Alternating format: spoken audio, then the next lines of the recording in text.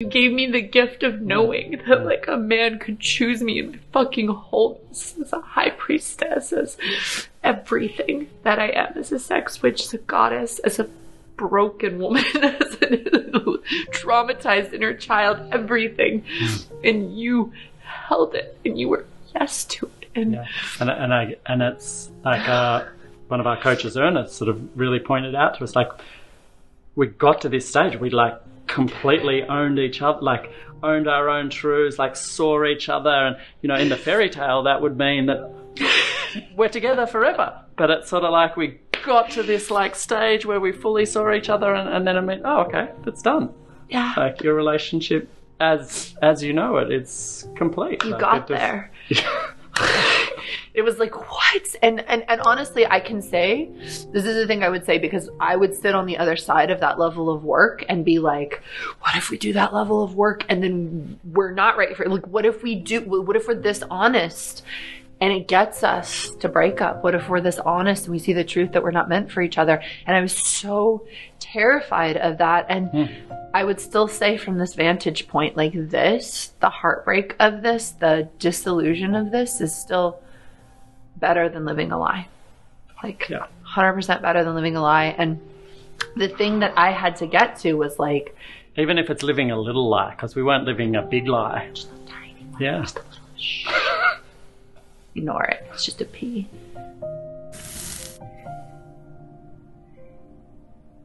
So we're going to share with you our uncoupling process, and we were calling it conscious uncoupling because that's... Or conscious transitioning, because it feels like we're transitioning into... We're uncoupling, but transitioning as well.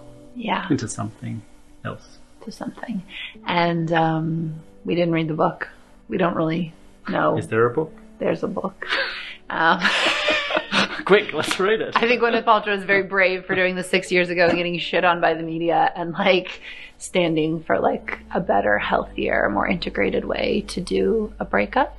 And yeah, I mean, thinking of all of the relationships I've had, like we've been in this relationship for 8 years and I've grown so much, but none of my other relationships did I end. I mean, I ended them healthily-ish, but not this real conscious sort of deep staying in it and staying present and staying together the way that we're doing it in this relationship. Totally. And in my 20s, I mean, it was like, it's done, get your shit and move out, you know? I remember some stories of you where you're throwing clothes off a balcony. Totally. Then you punish the shit out of the person, like, you know, blocked their number, fucking never spoke to them again. Badmouthed them to somebody else. Like, yeah, you know, the thing, got drunk, slept with a stranger, all of that. Anyways, we decided not to do that this time, but we weren't exactly like following. We didn't follow a manual. We just... And we're still very much in it. Yeah. That's where... Yeah. We felt it step by step. And I think there's like, okay, so there's a few things that I wanted to share with you. One is that our love coach, Annie Lala, said something to me that really stuck with me, which is like every couple, I think, goes through transitions, and you go to the edge, you go to a brink sometimes, especially the couples that I know that are in like really conscious relationships. They're growing, they're developing, they're up leveling, right? They come to an edge, and sometimes they're not sure if they're going to separate or not, and they go through their truth, and then either they emerge stronger or they emerge weaker. And that's what Annie said to me. And so sometimes you're like going into a death portal, and you rise up and you're more in love and you're more dedicated and you're more committed and you're more true.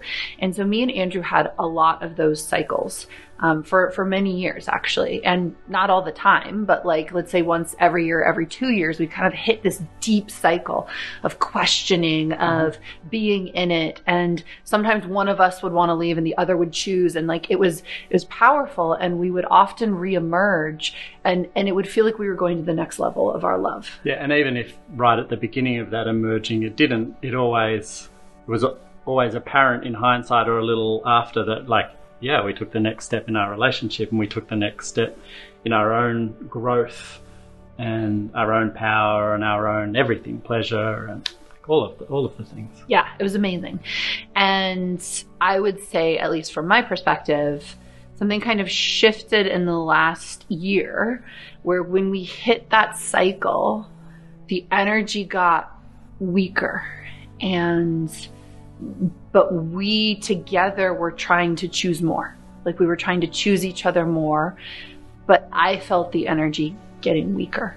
Yeah, and I would probably just for myself describe it a different way, that it wasn't that I felt the energy necessarily get weaker, although that's a good way to describe it. But my words would be that a different truth started to emerge after a truth of us not continuing in the love relationship. And it wasn't that it was weaker, because it was still a powerful energy, but yeah, I guess it wasn't a powerful energy to drawing us closer and closer together. Yeah. In that it was drawing us close together, but not in a love relationship.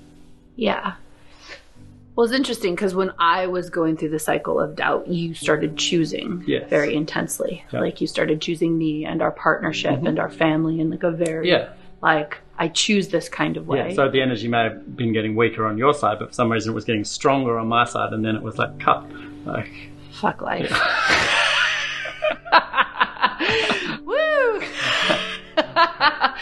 And so in that, like we both had the first thing, I'd say one of my lessons in this was that we both had moments over the course of our relationship where we had the like I'm not sure conversation with each other, and it was my turn this time. And one of the things that I think I did really differently that made a big difference was I did not demonize Andrew or the relationship. So I made it about my truth and our experience and our truth together, instead of being like, well, it's not good enough because of this and this and this, and you're not good enough for X, Y, and Z. I think we find like we'd both gone through that a number of times, like trying to change the other person to make the relationship feel right for one of us. And we both got to this stage where it was like, no, Layla's amazing. I don't want her to change anything. And also I don't want to change anything about myself either. Yeah. And that's where the energy started to, once we finally owned that. Yeah. Like once we're like, this person is perfect. Yeah. Oh, but it's not. Yeah. And I think that's something, there's something in that I can't like fully articulate, but it's almost like to leave. So I feel like we're taught that like if a relationship checks all the boxes, then you have to stay. And so if you're leaving, it must not, or there has to be something wrong with the person, or there has to be something wrong with you, or there has to be something wrong.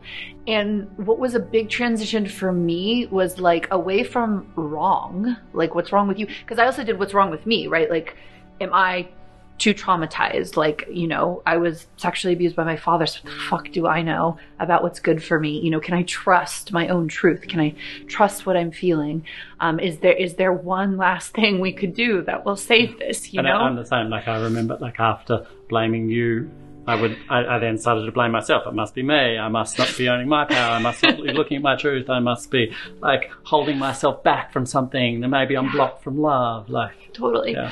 And one of the really, well, I'll talk about this in a second, actually, because I think it's really important. But so this time, I made it about what feels true for me and what I felt was true for us as a couple, because I didn't want it to be, I wanted it to be shared, and sometimes it's not shared. I wanted us to have a dignified sitting in the truth together, rather than a like, well, I don't want to be with you because of X, Y, and Z. And sometimes I don't think that we're taught that. We're not just taught like what is true. And I know for so many men that I coach and work with, they're like so terrified of breaking someone's heart or hurting someone. And so they often won't listen to themselves, because they're like, well, what if I hurt? What if I break her heart? What if, you know, and also we're terrified of being alone. We're terrified of abandonment. We're terrified of the unknown. Like there's so much terror, right? And I know as a woman, it's like, you have a good man, like you have a good, like, you know, fucking patriarchy. You have a good man that wants to have a baby with you, and you're 36 years old. Like, the fuck do you think you are leaving that. Like, you don't get to do that. Like, you're going to end up with a cat eating your face because like you, like, you know, right? So there's not a lot of like, what's true, you know? It doesn't matter what's your truth over and over and over again. Society doesn't teach that to us generally, and it certainly doesn't teach that to us in relationship. And so unwinding based on what feels true rather than a bunch of story or a bunch of blame or a bunch of projection made a really big difference. Because then we also didn't end up hurting each other or saying horrible things to each other mostly. And we'll get to that. I mean, let's be like, there were some things like, you know, like even in this process, there's some times where we say things that are a little bit hurtful or a little bit not like, it's not like this perfect process. There was totally a time when I was at like the fertility clinic on the floor screaming into you're a fucking asshole, you know, and then like I was like, I'm supposed to be conscious uncoupling and I'm so full of rage.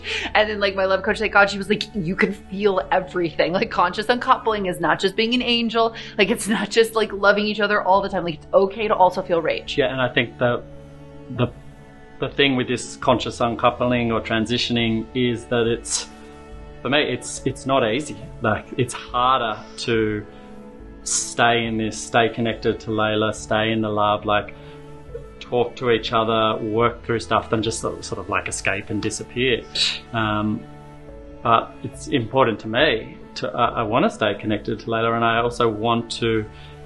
She's my best friend, and while this is so painful, I want to do it a different way. I want to see whether, you know, the story of when you break up, like, yeah, you can have this conscious like uncoupling for a little bit, and then you shouldn't speak for 6 months, and you know, you should just sort of go your separate ways, and then you can come back together later. Like, I don't know whether that's the truth. I personally want to stay in the connection and the rawness, and I want to learn from that, and I want to continue to up-level you and continue to up-level me, and to see whether see what's possible. Totally. And it's hard. Like, I mean, it's hard no matter what, but at least with this, it's hard and it's loving. And we get to process. Like, it's better than going into this story. Oh, she's a bitch, she's that, or blah blah blah blah blah blah blah, and not getting to talk about it, or speaking to your friend about it who says something else, and blah blah blah blah blah blah blah. Like, to be able to like be vulnerable and connect, and like to be able to share my fears or my doubts and my sadness, and also my celebration. Well, it's a lot of that's painful for you and it's painful for me, and we pretty much cry every time we get on the phone together, or we see each other, or we have another argument, or but it's at this stage I wouldn't do it any other way. Like, I think one of the things so we went through a portal, like, you know, in mid 2020. Everybody went through a portal in mid 2020. Woo! And the portal for us was so powerful because we basically both saw that one of the things that was keeping us in a holding pattern was, I feel X because you are Y. And like, so it was like, I feel miserable because you don't show up enough, or I feel sad because you are, you know, you pick fights or whatever. Like, we had this kind of looking at each other. And what was interesting was the way we actually felt was like childhood imprinting. Like, I would feel this way no matter what. Like, I would feel this miserable, I would feel this sad, I would feel this angry, I would feel this unloved. But like, I get to look at you and say it's because of you, and that subtly lets me stay in my ancient patterns. And together we went through this like crazy portal where we busted a lot of that. Not all of it, but we busted a lot of it, and we stopped looking at each other and saying, I'm sad and unloved because of you, or I'm in pain because of you. And we turned towards ourselves and said, I am this because this is what is going on inside of me, and you actually are not creating it. And that was so powerful. Now, caveat here, sometimes you can be in a toxic or unhealthy relationship. Sometimes you need to have boundaries and ask your partner to change. But for us, and I think in a lot of relationships that are fundamentally healthy, like ours was, we were basically hiding in our own patterns by saying this pattern is because of you. And if only you would change, my pattern would change. So we like turned towards ourselves and said, like for Andrew, it was like, I've always been in this kind of pain or this sadness. I might have been unconscious to it before, but I brought this to the relationship and it's bigger than you. And I got to say this rage, this fear of abandonment, this terror of love, this is mine. If I'm really honest with myself, this is not like I'm projecting it onto you. And so we turned in and we did the work on our own selves and we stopped blaming each other. And that was a portal that allowed us to jump to another level of intimacy. But I think it also allowed us to consciously uncouple in a more beautiful way, because we had gotten out of the habit of saying, it's your fault that I feel this way. And not 100%, but we really did. We busted that myth inside of ourselves. And so in this process, it was like, if I was in pain, it was a lot easier for me to not say, it's your fault. Like, it's your fault that I hurt. It's your fault that I'm angry. It's your fault that this is happening. And sure, I slid into that sometimes, but not all the time. Yeah. So there's something else. And I think this is what, like, to me made it like the conscious uncoupling was like, once we knew, like once we hit the point of like, okay, we're separating, we stayed together for, we have a home together. And so we stayed together for weeks, and it could have been longer. It could have been less. For us, it was a few weeks. And even though we stayed in that physical space together, but we've stayed connected the whole time. Yes. Like we speak to each other every few days. We share our pain, our fears, our successes. We've come together and talked, and it's not like we've been doing the we haven't done any logistical stuff, like most couples talk about the logistical stuff of like who's on this and who's that, and like we've just been, it's just like, you take the car, I'll keep the dog. We've just been processing the emotionals. I'll pay you back for that stock purchase later, whatever. But there's still that. That time together, those weeks, the thing that was so like that touched me to the core, right? Like is there were definitely a couple of days where we just held each other and like howled with grief, like howled. And also we had support of great friends. Like we had our friends around us, and we were crying and sobbing and processing, with our friends there. And it was so beautiful because Annie Layla is one of our like best friends, and she's also been like, a mentor to us and a love coach over the years. And as we were holding each other and sobbing, like just howling so loud, she said, this is what love looks like. And like, this is how gods feel when they're separating, It was so beautiful to be reminded of that. And what really meant a lot to me during those weeks was we sort of cycled through the stages of grief, but we did it together.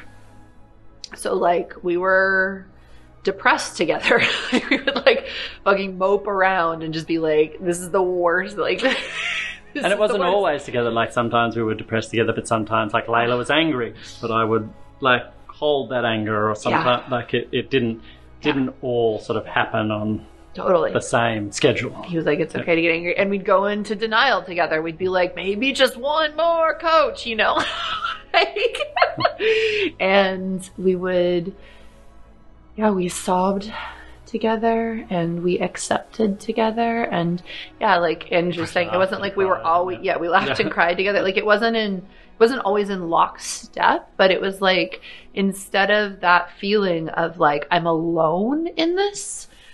And I think you go through that, right? You go through a breakup and you're like enraged sometimes, you're depressed sometimes, you're like, oh, there's bargaining, right? Like you're like, you're bargaining into denial. So bargaining would be more of the like, one more therapy, or like, life, please, oh my God, save this, right? Like, and then denial, just like, no, this is fine, this isn't happening, right? And I feel like you go through that alone oftentimes, but like we really did it supporting each other and holding each other through it. Well, doing it because, like I said before, like we're still smack bang in the middle of it. Like, I don't know where it's going, and where I'm just committed to like staying in it with you. And yeah. And I think one of the biggest blessings that we got was because we had both been doing this work, this like deep tantric mentorship work, to listen to ourselves. We didn't have to turn on each other to justify the split. And I think it made it more existentially painful. And what I mean by that is there didn't have to be a reason other than it's just true. And I think that's confusing. It just to let it every time it just have to let it go. And I was like, in what reality do we have such a beautiful connection and so much love, and like we can't make a baby out of that? Like, it's not true. And I was like, this ain't reality that makes Afghanistan or children die or my father a pedophile, like real shit like that. Facing it and feeling it, and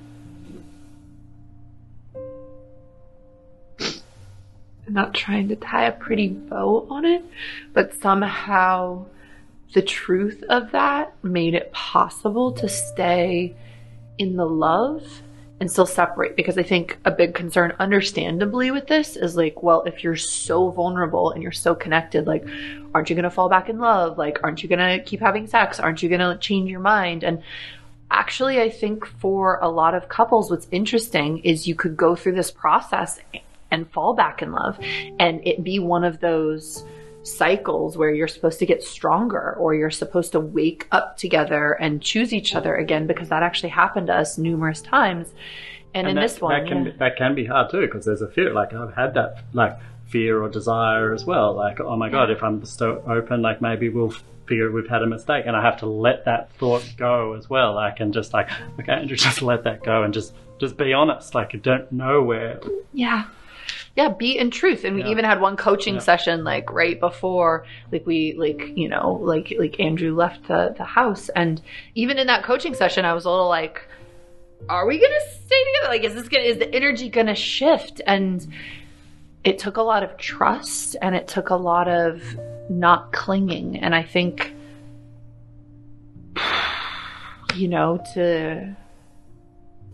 I've spent a lot of time thinking about it, right? Because I call myself a Tantra teacher. Like, the work I do is a Tantric approach. Like, it's not about getting everything you want in life. It's about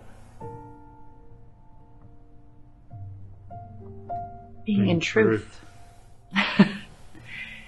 And like, that's what the courage is. And for me, I have to say, like, there were several moments over the year where Andrew was perfect, like you held me. I revealed all of myself to him, all of myself. I became so whole, like parts of me that I hadn't even realized, like as a woman, it was just like, you'll never be loved. You'll never be loved if you have this kind of sexuality, if you're this much of a high priestess, if you are this powerful. You don't get to be honest. You get to be nice and sweet and agreeable and comfortable. And so I found all these parts of myself that had like sawed off of me and like shoved under the bed of my soul and like duct taped and been like, shh, don't say anything, because otherwise we'll never be able to be in partnership. You'll never be loved by a man. And I literally took each one of those back and sewed it back on, became like Frankenstein's monster, and showed them to Andrew, and he chose me every single time. Like, it was like, what? The thing also that I saw so clearly that was part of this journey was like perfect, like Andrew, like triple gold, like king, conscious king. I feel like I'm like writing your dating profile for you. You're welcome. And I mean, it writes itself. Just like so amazing and so willing to let me have everything. And we wanted to build like a tantra retreat center together, to have a baby. You know, I wanted to have a baby together, like a circle of orgasming sex witches, and then they were going to have the same orgasms as I birthed the baby. Like so many dreams. We're going to build a beautiful center in Costa Rica. We have like, I mean, everything was set up for like, except that it just wasn't the truth. And I had to be like, Layla, it doesn't matter how much you want it or how good it sounds. All that matters is it true? Because you can build yourself a golden fucking cage that looks so good on the outside, and everyone will look at it and be like, oh my God, you have everything. And if it's not true, like, then what's the point? And I think that is what took so much courage for both of us to finally get to. And I'd like to just also just say, it's not like we finally just sort of gave up. It's like we finally got to our truth. We didn't let like, you know, our thoughts or our patterns or like be an excuse to leave. No. Like, so that it's not like I'm advocating, or we're advocating out here like, oh, if there's a little bit of truth that you think, oh, there's maybe a little bit of truth that we shouldn't be together, like, so break up. Like, no. It was like we uncovered everything. Yeah. And I think that's a really important point, because in our community, like, we were deep and have been deep inspirations for what doing the work looks like not leaving each other, like showing up, committing, dedicating. And I think that is another part of this journey that we're not representing right now, but we did for 8 years, which is like, show up and do the work, show up and do the coaching, the therapy, the workshop, like commit to each other, like relationships. Yes. Like your inner child wounding can keep you apart. Your trauma can keep you apart. Your fears of intimacy can keep you apart. And the thing that we did together was so amazing. I mean, falling in love with a beautiful stranger can keep you apart. And the thing that like we did together was, we were like, if I leave, it will not be for any of those things. Like, I dedicate and I commit to you that, like, if the love is true, I will do anything to be with you. And we held that so deep. And we would look at every time there was something that might have made us leave, we would ask, we would look at what the shadow side of that, we would look at that limiting belief, we would look at that trauma, we'd look at that pain and see whether it was the truth. Yeah. And like, that's what I think took the courage. And honestly, like, that's doing that also led to the breakup, you know, like the way you die is the way that you lived in some ways. And I think because we chose that path together, where it was like, I'm gonna stay if the thing that's making me leave is anything untrue. Like I will not leave you because I get afraid, because it's been so many years, because we're struggling right now with sex, because, you know, it's a new inner child. Like, every single level, we were like, no, like, I will look so deep inside myself and I will do all of the work to stay here with you and to be in love if it's true. But if it's not true, nothing, then I'm also not going to live a lie. And so I think that was what took so much courage with us. It did. And I also want to honor and own as well that from my side, I didn't always look at my stuff. Like, I would go for a period of time in fear or not really looking at my stuff. So like, I'm not saying it we did not do this perfect. Yeah. I could have looked at my stuff a lot quicker and a lot earlier all throughout these years as well. And so could you. Yeah. Sure. So. And I don't think we would have separated quicker. I think it just would have maybe made our time together even more connected and enriched and less separated by our I wish that I hadn't a bit, like, I mean, I don't so much go back into the wishes I hadn't, but yes, there were so many times that I was in my fear or not looking at my stuff before stuff just built up so much that I had to look at my stuff. Yeah. And I think that is the heart to me of true relationship, is like, I will not leave you because of a fear pattern, because of an intimacy terror, because of my childhood wounding. Like, I will do the work to face that, and I will choose you and our love through all of those things that could keep us apart. And I'm dedicated to our love, but also the corollary of that is like, if it's not true, then we separate. And I think the thing that was really hard for me personally was like, there was a period of time, it was just a few months ago, we were discussing like polyamory, and you know, it was like, I can have everything, and Andrew will be my king, and we'll have this beautiful family, and lover, and all of this. And it was just like, Layla, it doesn't matter what it looks like. It only matters if it's true. And in listening to the truth, like everything like fucking turned to dust. And I think that's what's so scary sometimes, is like, if I listen to my truth, do I lose what I think I want? And that has been the courageous path that we've been walking. And I think we don't know what's on the other side. We've lost what we want, but by no means have we come out or risen into the things that something new. I tried to rise like the phoenix, and I got COVID. So more on that later. I was like, ah!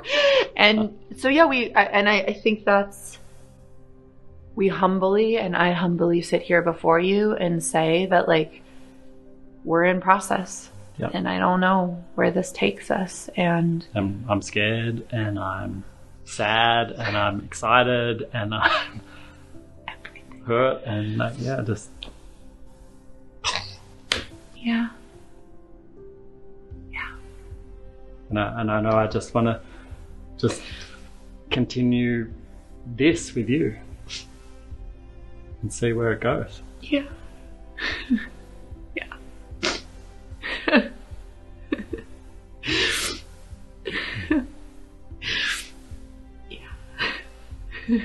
And I think that's the initiation, right? Is like everything that I've ever been talking about or teaching, or like the heart of what I came here to do.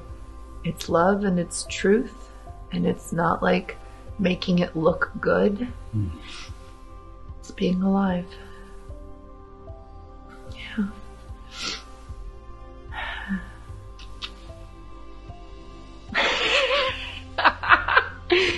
So choose your truth, and you too can destroy your entire life.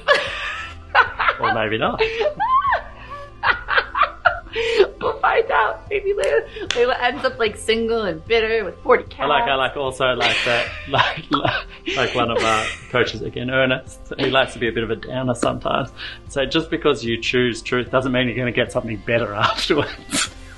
It was brutal. I was literally like, I did so much work. I had the hardest year. I was brave. I chose my truth. All of that. Like we like separated, and I was like, da, da, da, da. And the universe was just like COVID and really hard times and like more hell. And I was like, no, I just ran 5 marathons. You want me to run another one? Are you fucking kidding me? And like, it's so real. Yeah, but I feel in my heart in the long run that we're going to have so much more joy and fulfillment, and like this is right. This is it's true.